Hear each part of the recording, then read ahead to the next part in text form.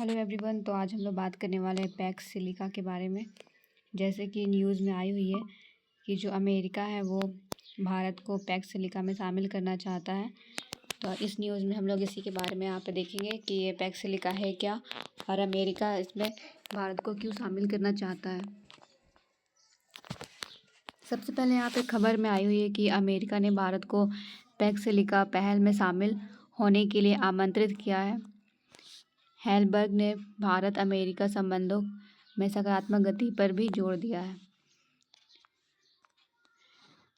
जैसे कि यहाँ पे बात किया जाए तो जो हेलबर्ग है उन्होंने कहा है कि भारत के बारे में कि भारत शायद पृथ्वी पर एकमात्र ऐसा देश है जो युवा तकनीकी रूप से प्रशिक्षित प्रतिभा के मामले में चीन को टक्कर दे सकता है। तो यहाँ पे जो है भारत और चीन का बीच में यहाँ पे जो है तुलना किया जा रहा है और इसमें भारत को जो यहाँ पे है चीन के अकॉर्डिंग यहाँ पे ज़्यादा मान्यता दिया जा रहा है हेलबर्ग के द्वारा।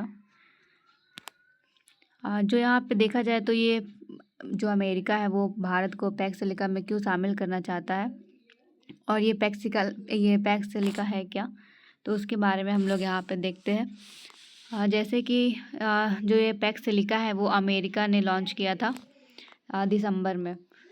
ये एक राजनीतिक पहल है जिसका उद्देश्य जो है वो है एक सुरक्षित, समृद्ध और नवाचार संचारित सिलिकॉन आपूर्ति श्रृंखला का निर्माण करना। खनिज ऊर्जा इनपुट से लेकर के उन्नत निर्माण, सेमीकंडक्टर्स, एआई और संरचना, लॉजिस्टिक जो है वो सारी चीज़ों को यहाँ पे जो है शामिल करने को लेकर के ये पैक्स सिलिका जो है वो उसे शामिल किया गया था।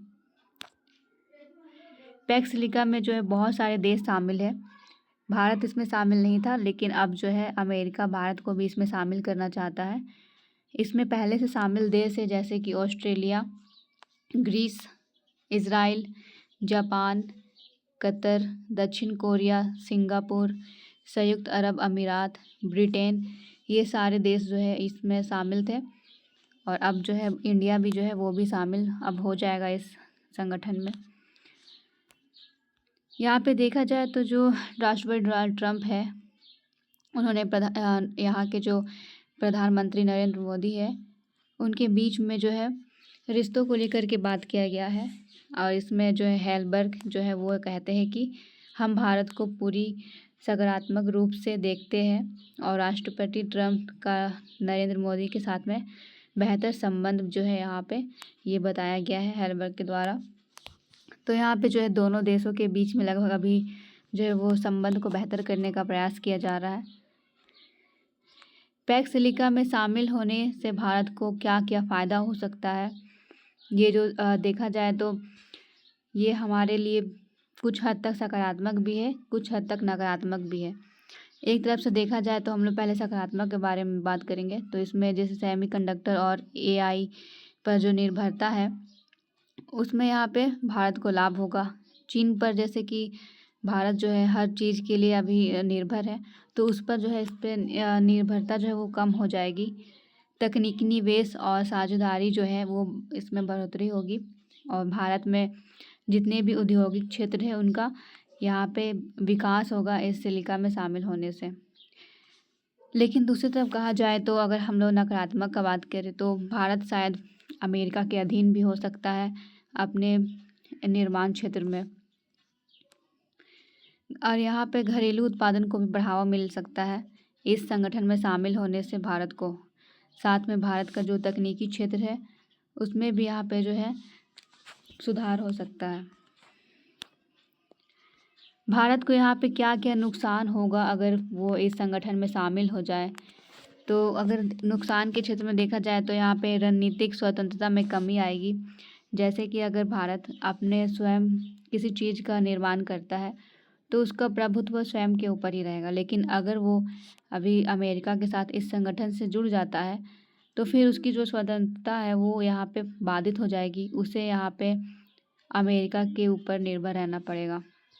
दूसरी ओर देखा जाए तो चीन के साथ में दोनों भारत का जो है यहाँ पे अच्छा संबंध था, लेकिन अगर वो अमेरिका के साथ में मिल जाता है तो फिर जो उनके बीच में जो व्यापारिक संबंध है वो ख़राब हो जाएगा और चीन के साथ में इसके बीच में जो है तनाव उत्पन्न हो सकता है। जो भविष्य में शायद फिर कुछ युद्ध जैसी समस्याएं भी आ सकती है। अगला कारण यहाँ पे देखा जाए नुकसान के क्षेत्र में, तो वो है घरेलू उद्योगों पर दबाव। भारत के जितने भी घरेलू उद्योग हैं उस पर अमेरिका जो है वो अपना दबाव बना सकता है। उसके बाद रूसी रक्षा सहयोग पर असर जो है वो भी पड़ सकता है। जैसे कि अगर हम लोग, हमारे देश जो है वो जितना अमेरिका के साथ जुड़ने की कोशिश करेंगे तो उतना ही वो अपने सहयोगी देशों से दूर होते जाएंगे। अगर अमेरिका के साथ में भारत हाथ मिलाता है तो फिर रूस के साथ में जो उसका यहाँ पे रक्षा सहयोग जो नीति था उस पर जो यहाँ पे असर पड़ सकता है। तो इस बीच में रूस के साथ में भी जो है यहाँ पर उसका रिश्ता खराब हो सकता है।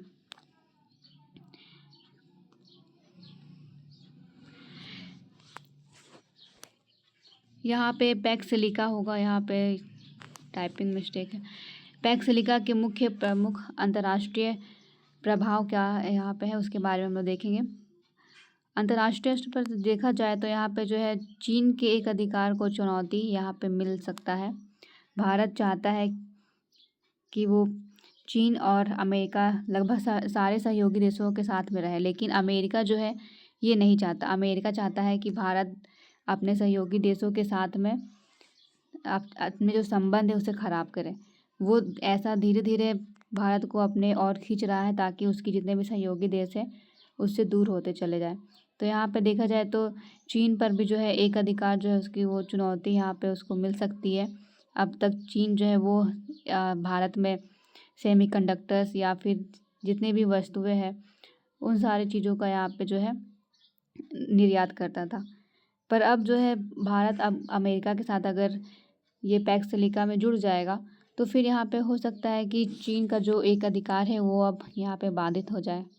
दूसरा यहाँ पे हम लोग कह सकते हैं कि सुरक्षित तकनीक का गठबंधन, इस पर भी जो यहाँ पे प्रभाव देखा जा सकता है। एआई और सेमीकंडक्टर में आत्मनिर्भरता जो है वो यहाँ पे बढ़ सकती है अंतर्राष्ट्रीय प्रभाव पर। वैश्विक आर्थिक सुरक्षा यहाँ पे सुनिश्चित हो सकती है। ये कुछ कारण थे जो यहाँ पे अंतर्राष्ट्रीय प्रभाव देखा गया है। Thank you.